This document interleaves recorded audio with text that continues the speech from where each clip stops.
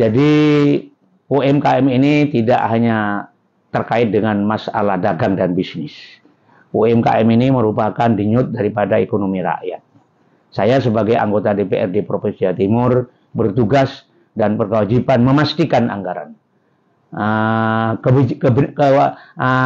kebijakan, memastikan anggaran, kebijakan, dan memberi harapan insentif fiskal agar supaya berjalan dengan adil, baik kepada ekonomi yang masih kecil maupun yang sudah maju.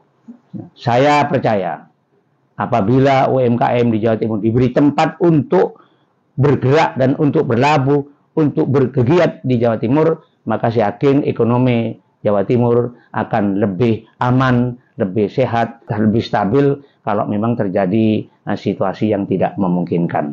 Jadi mari kita kawal UMKM di Jawa Timur, dari DPRD Provinsi Jawa Timur, dari rakyat dan untuk rakyat. Terima kasih.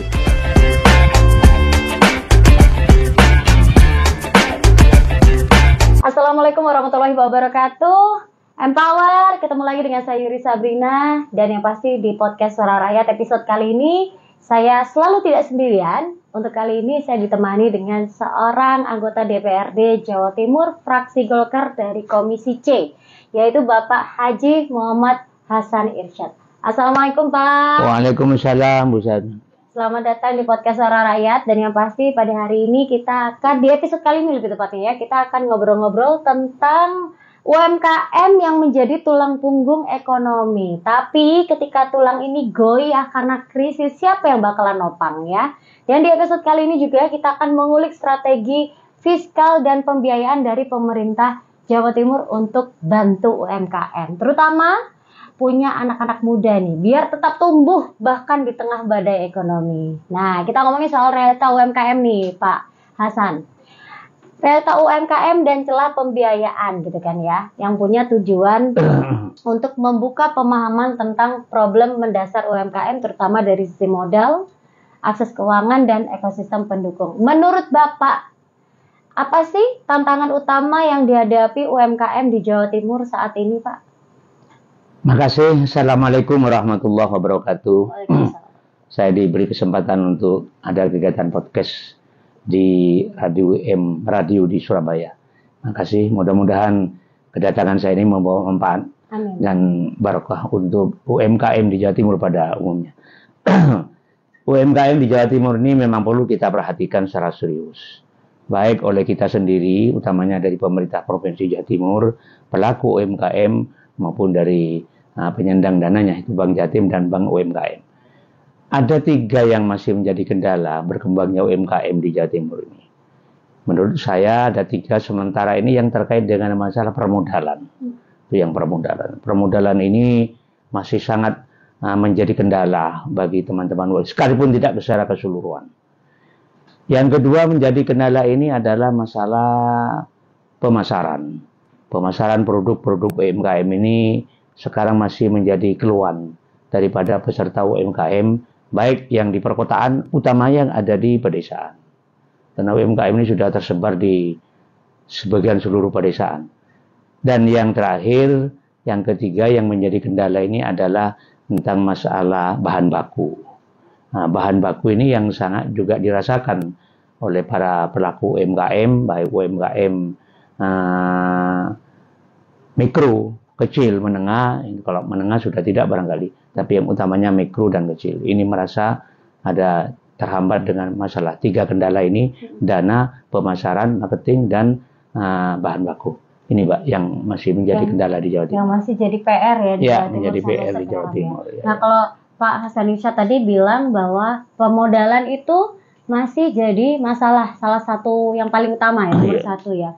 Kenapa sih Pak sampai sekarang kok masalah pembiayaan atau modal itu masih jadi isu klasik untuk pelaku UMKM, terutama yang baru ya, yang baru mulai. Kenapa gitu Pak? Masalahnya begini Pak ya, ada UMKM yang sudah bagus, maju, tapi sulit untuk berkembang karena keterbatasan pembiayaan dan modal.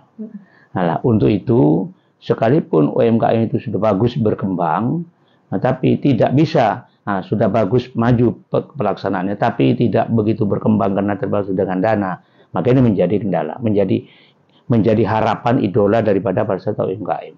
Untuk itu dalam hal ini pemerintah Provinsi Jawa Timur khususnya perlu datang dan perlu hadir di tengah-tengah UMKM yang seperti ini dengan bentuk beberapa inovasi, terobosan dan lain sebagainya yang sekarang ini sedang dilaksanakan, diprogramkan oleh Provinsi Jawa Timur untuk mengatasi masalah kendala pendanaan. Karena pendanaan masih menjadi idola daripada UMKM.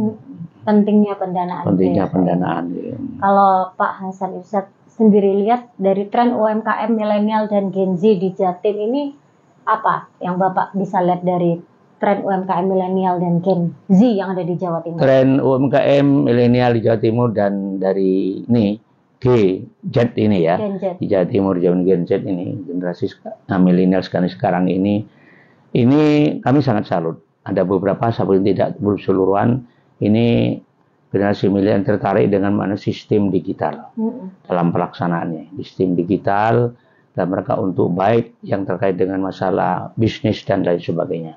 Karena yang menjadi idola daripada milenial dan Gen Z ini adalah masalah digital, karena dianggap simpel sekali, baik itu melalui medsos, melalui YouTube, melalui TikTok, melalui dan lain sebagainya, yang memang digeluti oleh para milenial di Jawa Timur. Untuk itu teman-teman Gen Z di Jawa Timur ini banyak sekarang di beberapa kabupaten kota itu yang melaksanakan kegiatan UKM dengan menggunakan platform digital ini. Ya. Kalau ngomongin soal platform digital itu kan berarti tidak jauh dari strategi marketing ya, atau bagaimana cara mereka memasarkan ya Pak ya. Ya.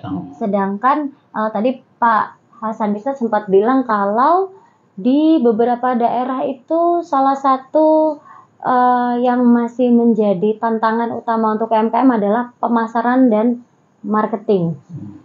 Nah, kalau misalkan nih Pak, boleh disatukan nih antara tren milenial dan Gen Z sekarang yang mereka itu mencoba untuk memasarkan lewat digital, ya. Kira-kira ada satu masukan nggak dari Pak Hasan Irsyad untuk teman-teman yang ada di Jawa Timur UMKM ya, yang mereka masih susah untuk memasarkan dan susah untuk memarketingkan produknya mereka. Ya. Dari teman-teman milenial, dan ini sudah ada yang melaksanakan dari teman-teman Gen Z juga. Jadi sekarang kan banyak fasilitas di daerah-daerah itu, bahkan sampai ke tingkat pedesaan. Ada marketplace, ada Indomaret, ada supermarket, dan ada macam-macam lain. Jadi mereka-mereka itu banyak berkomunikasi dan berkolaborasi dengan kegiatan-kegiatan bisnis yang ada di daerah. Tapi yaitu dengan catatan tidak saling merugikan, saling menguntungkan. Dan banyak teman-teman yang ahli dalam digital, teman-teman milenial Gen Z itu juga sudah berkolaborasi dengan kegiatan. Sehingga selain memasarkan sendiri, juga ada keterbatasan waktu, mungkin masih bisa yang baru-baru bisa kerjasama dengan marketplace yang ada di daerah masing-masing. Keren banget. Iya. Iya sih, berarti yang di daerah-daerah ini harus mau mengikuti atau mencontoh teman-teman yang ada di kota, Betul. Berarti kebanyakan UMKM yang belum banyak berkembang, apalagi yang terhalang atau masih susah untuk memasarkan produknya, itu UMKM yang ada di daerah yang mereka belum banyak tahu tentang digital marketing. Betul, ya. Yang banyak belum, masih itu kendalanya. Kendalanya salah satunya karena tidak di semua di Jawa Timur ini yang sekian ribu desa ini, sekian banyak pulau ini tidak semuanya terjangkau oleh internet. Oh, betul. Tidak semua dijangkau oleh yang namanya sinyal. Masih ada. Nah ini teman-teman milenial dan Gen Z ini banyak kerjasama sekarang, sekalipun tidak di perkotaan. Di desa itu ada kegiatan badan usaha milik desa, ada BUMDes. Nah ini teman-teman milenial ini di desa banyak didominasi, BUMDes ini didominasi oleh teman-teman generasi muda. Nah ini teman-teman itu menyalurkan bakatnya lewat di sana, lewat BUMDes, sekalipun tidak ada sinyal atau tidak ada internet seperti di pulau seperti di Raas Madura, kemudian di Pacitan, kemudian di Trenggalek, itu sangat sekali, sangat sulit sekali. Tapi mereka tidak kalah pentingnya dalam rangka untuk mengendalikan UMKM ini kerjasama dengan BUMDes setempat. Kerjasama dengan BUMDes setempat BUMDes. salah satu solusi ya. Salah satu solusinya. Untuk bisa mensosialisasikan bahwa pentingnya memasarkan produk UMKM di daerah-daerah begitu ya Pak ya. Betul. Oke, baik. Empower Podcast Suara Rakyat akan kembali lagi di sesi kedua yang makin menarik obrolan saya dan juga Pak Hasan Irsad. Dan kemana-mana, kembali lagi nanti di Podcast Suara Rakyat.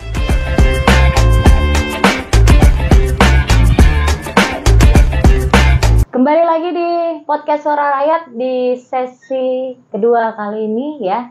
Kita akan ngobrol-ngobrol tentang peran APBD dan pajak untuk UMKM. Tapi sebelumnya, menyambung dari sesi yang pertama ya.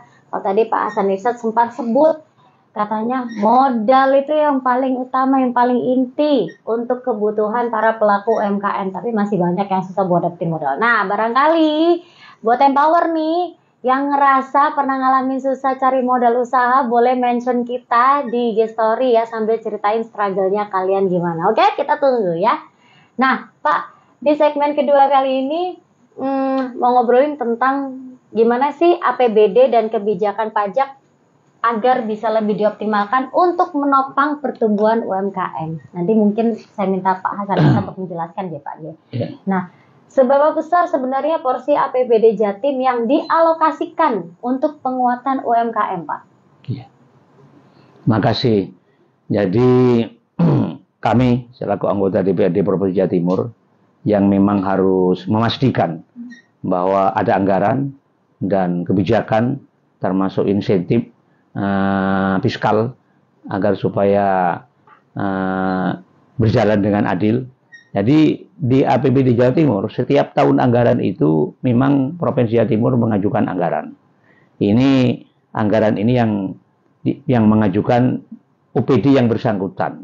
Sementara ini adalah dari Dinas Koperasi, Biro Koperasi dan UMKM yang mengajukan. Kami membahas baik di tingkat komisi, di tingkat fraksi maupun di tingkat badan anggaran teman-teman yang banggar itu. Kemudian disepakati. Kita memang menyediakan anggaran, kontribusi anggaran untuk tahun 2024 barangkali, untuk tahun 2025 ini yang terkait dengan masalah pemberdayaan UMKM sekitar kalau tidak keliru sekitar 45 miliar sekian untuk di Jawa Timur tahun 2020. Tapi untuk pengembangan ada anggaran juga kalau tidak salah sekitar 19 miliar. Yang disediakan untuk pengembangan dan pemberdayaan UMKM di seluruh Jawa Timur. Ini yang mengelola OPD yang bersangkutan dari Biro Koperasi yang merupakan pembina daripada UMKM dan Dinas UMKM sendiri yang memang melaksanakan kegiatan anggaran. Kami menyediakan anggarannya sesuai dengan anggaran dan kita pacu untuk anggaran ini betul-betul tetap pasaran dan kita evaluasi dan kita awasi terus. Oke, dari sekian banyak dana yang dialokasikan untuk UMKM itu, dari dana-dana tersebut apakah sudah cukup menyentuh sektor mikro dan ultramikro, Pak? Sektor mikro dan ultramikro ya di Jawa Timur UMKM ini kalau tidak salah baca saya di sekitar 2.581 UMKM di Jawa Timur. Yang ultramikro ini barangkali sekitar 2 juta sekian. Ya sudah barang tentu dengan dana itu ya kurang lah untuk itu. Alokasi dana untuk pengembangan dan pemberdayaan UMKM yang sebanyak itu, jutaan itu mestinya agak kurang. Tapi sekarang karena alhamdulillah sudah ada semacam kontribusi seperti itu, kita akan menyesuaikan dengan kemampuan dan kekuatan APBD di Jawa Timur. Jadi kalau APBD-nya memang betul-betul optimal, ya memang tidak ada salahnya kalau UMKM itu mengembangkan ditambah dan diberi bantuan terus-menerus sehingga memang mampu menopang kemajuan daripada UMKM di Jawa Timur. Yang memang kurang dana seperti itu memang kurang sementara ini. Sementara ini kurang ya. Tapi kemungkinan kedepannya akan ada tambahan dana lagi nggak yang dialokasikan untuk penguatan UMKM? Rencana? Sementara provinsi ini sudah banyak program, sudah banyak inovasi, sudah beberapa kegiatan yang terkait dengan masalah reguler, dana bergulir itu sudah dijalankan. Yang biasanya UMKM yang mikro itu biasanya dapat sekitar 50 juta dengan bunga murah 3% per tahun. Kemudian ada Prokresra program kredit sejahtera, dan ada semacam itu. Ya, untuk sementara APBD Provinsi Jawa Timur tahun 2025 ini yaitu sementara ada 45 triliun dan 19 triliun. 45 miliar, dan 19 miliar. Dan ke depan kita kalau ada perkembangan, mungkin dalam PAK nanti ada perkembangan APBD, ada tahun 2006, pasti kita usulkan lagi untuk kita perhatikan yang namanya UMKM ini. Baik. Lalu untuk DPRD sendiri punya wewenang nggak Pak untuk mendorong regulasi insentif pajak daerah bagi UMKM muda? DPRD Provinsi Jawa Timur dalam rangka untuk mendorong ini pajak ya, itu sesuai dengan Perda nomor 5 tahun 2021 ya, tahun 2000 dan tahun 2023, dan yaitu sudah memang ada aturannya sendiri. Jadi yang tentang masalah pemberian modal usaha itu ada sistemnya sendiri di sana, itu sudah ada tercantum dan lengkap bunyi-bunyi daripada ketentuan bagaimana DPRD mendorong untuk tentang masalah mendorong sistem APBD ini agar UMKM ini dibantu. Ini sudah sesuai dengan ada peraturannya sendiri terkait dengan peraturan daerah nomor 5 tahun 2021 Perda Provinsi Jawa Timur. Oke. Nah, kalau ngomongin soal UMKM ya Pak ya, jadi DPRD sendiri juga kita dengar tadi punya wewenang kan ya. Nah, dari UMKM-nya sendiri, UMKM sendiri kadang itu males untuk legalisasi. Karena kebanyakan orang-orang pelaku usaha atau UMKM itu biasanya takut diribetin sama takut kena pajak. Nah, menurut Pak Hasan Irsad sendiri gimana menyikapi hal ini? Mestinya itu tidak perlu terjadi dan tidak perlu ditakuti.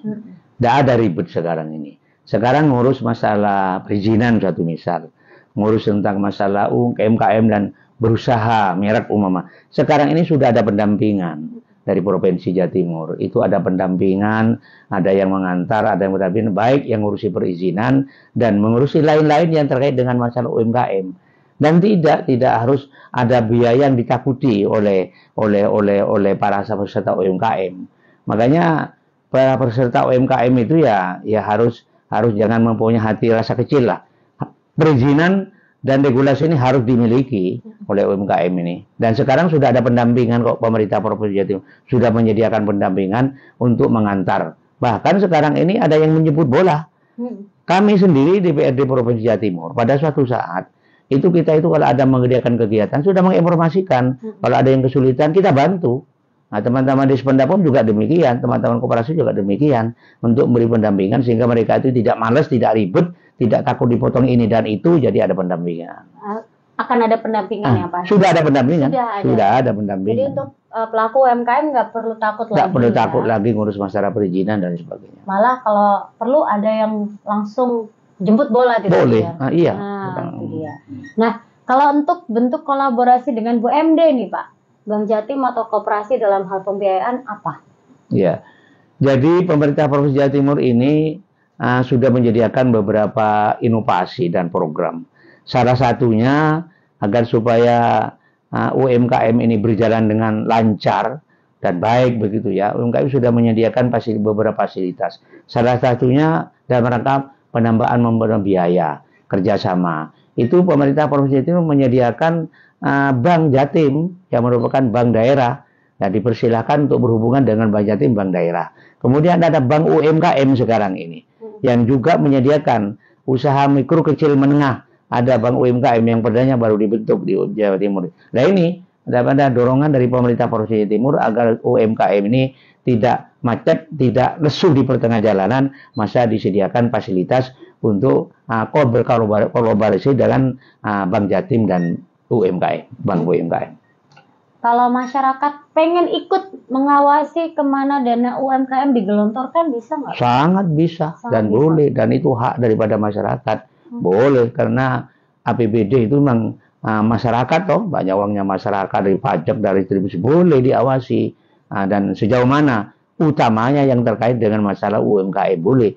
Karena masyarakat pelaku sendiri boleh ikut mengetahui pengawasan bagaimana cara bentuk memperoleh kredit, setelah dapat kredit bagaimana dapat, boleh, bisa. Harus cek kemana tuh Pak kalau mereka pengen tahu nih, misalnya program pembiayaan UMKM terbaru, mereka bisa ceknya itu di mana? Ceknya datang saja ke Biro Ekonomi dan kepada UMKM. Kayak di Dinas Koperasi ya datang saja, bisa ada penjelasan di sana. Nggak usah repot-repot ya, datang para UMKM itu yang baru atau yang sudah mulai, udah maju, setengah maju, baru mulai, datang aja ke koperasi dan UMKM. Tinggal tanya di sana, udah dapat semua penjelasan. Dapat semua, ada buku-buku, ada ini, dapat semua, ada lengkap di sana. Jadi Empower, kalau kamu pengen tahu, pengen cek kemana dana UMKM digelontorkan, atau kamu pengen tahu program pembiayaan UMKM terbaru apa aja, kamu bisa langsung datang ke Dinas Koperasi ya. Dan buat teman-teman yang mungkin pernah dapat manfaat insentif pajak atau program UMKM dari Pemprov, coba deh kamu komen, atau misal kamu belum pernah dapat atau belum pernah tahu sama sekali, coba komen juga ya di situ ya. Dan jangan kemana-mana, kita akan kembali lagi ke segmen ketiga, tetap di Podcast Suara Rakyat.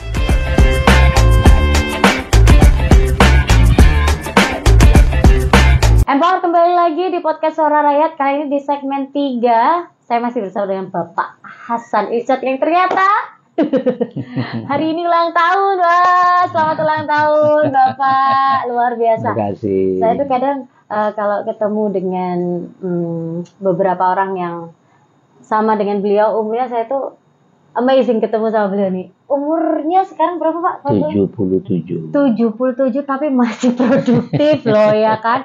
Ngobrol, diajak ngomong itu juga masih kayak nyotas tas gitu, kayak nggak pakai mikir lama gitu. Keren banget. Oke Pak, di segmen ketiga ini kita akan ngobrol tentang inovasi, solusi dan masa depan untuk UMKM Jawa Timur ya. Kita akan ajak Empower untuk berpikir ke depan soal masa depan UMKM di Jawa Timur. Kenapa sih Riz ngajak-ngajak orang mikir, siapa tahu nanti ke depannya ya. Kita nggak pernah tahu ya. Ternyata Empower punya peluang, punya kesempatan untuk jadi salah satu pelaku UMKM di Jawa Timur. Jadi wajib disimak ya. Kalau ngomongin soal inovasi pembiayaan yang paling Bapak harapkan nih untuk masa depan UMKM itu apa Pak? Terima kasih. Benar, UMKM ini memang salah satu menjadi denyut nadi kita. Nah, denyut ekonomi kita di Jawa Timur khususnya. Harapan kami dalam rangka untuk pengembangan UMKM pribadi, harapan kami. Jadi sekarang ini para UMKM ini kalau mengajukan kredit ke Bank Jatim dan UMKM kan masih pakai jaminan. Pakai jaminan. Ya itu memang benar seperti ini. Tapi barangkali akan datang untuk lebih maju lagi, lebih diminati lagi, tapi harus selektif. Jadi barangkali kalau mengajukan kredit kegiatan UMKM itu sudah tidak perlu jaminan. Okay. Barangkali ini tidak, tapi ini selektif dan hati-hati sekali. Kalau sudah betul-betul hati-hati sekali dan orang dapat dipercaya, iya sama iya, sungguh untuk mengembangkan UMKM. Kan lebih baik tidak ada jaminan. Betul. Ya, harapan kami ke depan dalam rangka untuk mengembangkan UMKM dan pembiayaan UMKM seperti itu sebenarnya ini UMKM ya. Jadi nantinya akan ada filterisasi ya Pak ya. Filterisasi ya. Untuk pelaku UMKM yang eligible menerima pembiayaan tanpa perlu jaminan untuk sementara ke depan. Banyak ke depannya gitu. Ya, tapi hati-hati. Oke. Nah, kalau menurut Pak Hasan Irsyad sendiri, Bapak mendorong lahirnya platform pembiayaan digital berbasis APBD nggak sih Pak? Ya, pasti kita mendorong pasti. Dari segala sektor kita harus pasti mendorong kegiatan pembahasan APBD di Jawa Timur khususnya. Pasti itu harus, tapi ya itu harus disesuaikan dengan kondisi dan kemampuan APBD kita di Jawa Timur. Bagaimana tidak, kita harus tidak mendorong, karena bagaimanapun kontribusi daripada UMKM di Jawa Timur kepada PDRB, Produk Domestik Regional Bruto, itu sekitar 59%.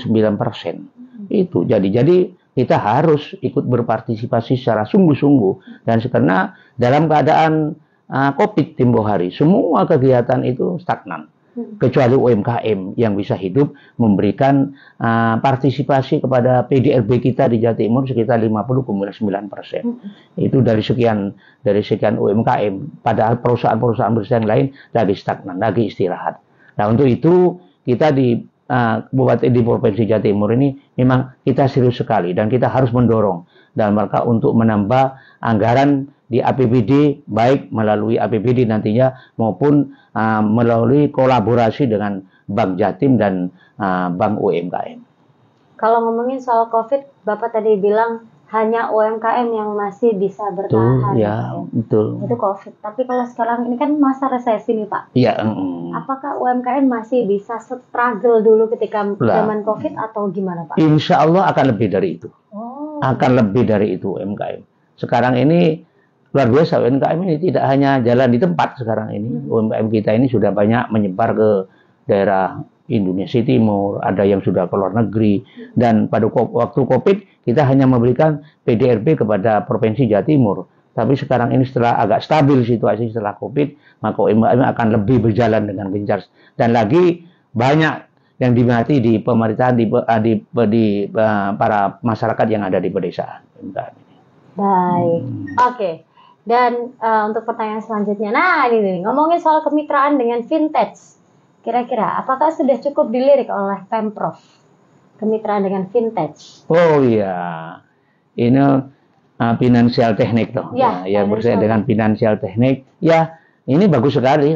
Ini mestinya tidak harus UMKM yang melaksanakan, tidak harus pemerintah provinsi. Ini ada pada penyalur dana. Tentunya sudah melaksanakan finansial teknik ini, saya yakin di Bank Jatim sudah melaksanakan. Dan ini sangat bagus sekali membantu kegiatan-kegiatan UMKM yang bagi generasi muda, milenial maupun UMKM secara umum dalam rangka untuk melaksanakan kegiatan fintech ini, finansial teknik ini, karena ini memperlancar arus keuangan dan usaha-usaha perdagangan melalui. Dan UMKM Bank Jatim insya Allah sudah melaksanakan ini. Oke.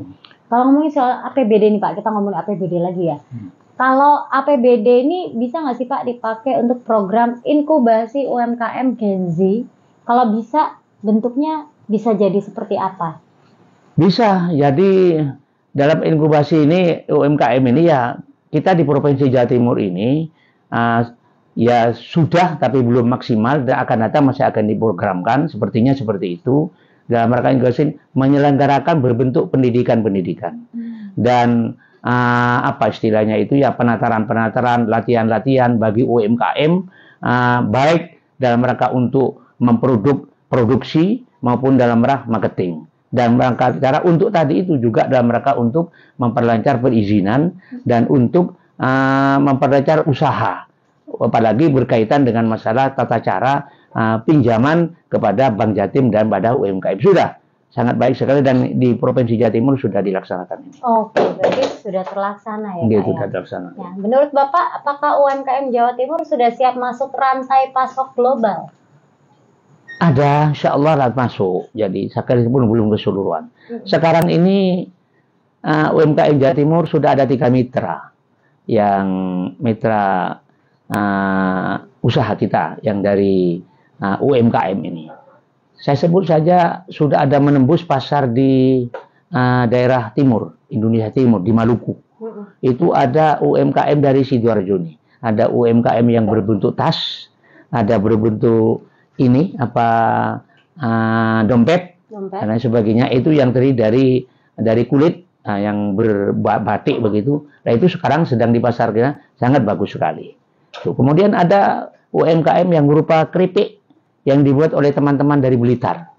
Ini sudah dikirim sekarang ke daerah Maluku. Ada juga yang Metro Prada, melon Prada. Melon Prada itu sekarang yang dengan sistemik yang baik, cara penanaman memupuk dengan sistem greenhouse itu sekarang sudah juga baik dipasarkan. Ada 3 ini yang sudah menerobos pasaran dan tidak mungkin nanti produknya akan laris, akan juga dipasarkan ke luar negeri karena produknya UMKM ini sekarang insya Allah tidak kalah dengan produk-produk yang ada di luar negeri ini. Oke. Kalau saya tanya ke Pak Hasan Irsad nih, kira-kira apa yang mau disampaikan ke pelaku UMKM muda, Pak? Kepada teman-teman pelaku UMKM muda, jangan kecil hati, nekat dan tekad. Nekat dan tekad. Iya, nekat untuk memperjuangkan ini, cari memperoleh kredit ke Bank Jatim dan kepada UMKM, dan tekad untuk memajukan UMKM-nya. Ini pesan saya kepada teman-teman generasi muda ya. Terakhir, harapan Bapak Hasan Irsad kepada masyarakat dan pelaku UMKM terhadap peran pemerintah apa kira-kira? Harapan harapan Bapak kepada UMKM dan juga masyarakat ya terhadap peran pemerintah. Ya, jadi harapan kami kepada masyarakat UMKM, peran pemerintah ini supaya balance. Jadi UMKM ini harus betul-betul meningkatkan kemajuan produknya sendiri, dan pemerintah harus juga memperhatikan secara serius tentang masalah perkembangan UMKM. Jadi tadi kembali kepada masalah insentif, masalah deguler, masalah dagulir tadi, dana bergulir, kemudian masalah prokesra itu, yaitu kewajibannya pemerintah dan mereka untuk meningkatkan terus yang terkait dengan masalah pembiayaan dan pendanaan. Nah, UMKM juga harus balance, harus bisa menyeimbangi, harus memperhatikan serius dan memanfaatkan semaksimal mungkin fasilitas yang diberikan oleh pemerintah provinsi itu kepada para UMKM. Closing statement untuk podcast sesi kali ini, Bang. Terima kasih. Jadi UMKM ini tidak hanya terkait dengan masalah dagang dan bisnis. UMKM ini merupakan denyut daripada ekonomi rakyat. Saya sebagai anggota DPRD Provinsi Jawa Timur bertugas dan berkewajiban memastikan anggaran, kebijakan, memastikan anggaran, kebijakan, dan memberi harapan insentif fiskal agar supaya berjalan dengan adil, baik kepada ekonomi yang masih kecil maupun yang sudah maju.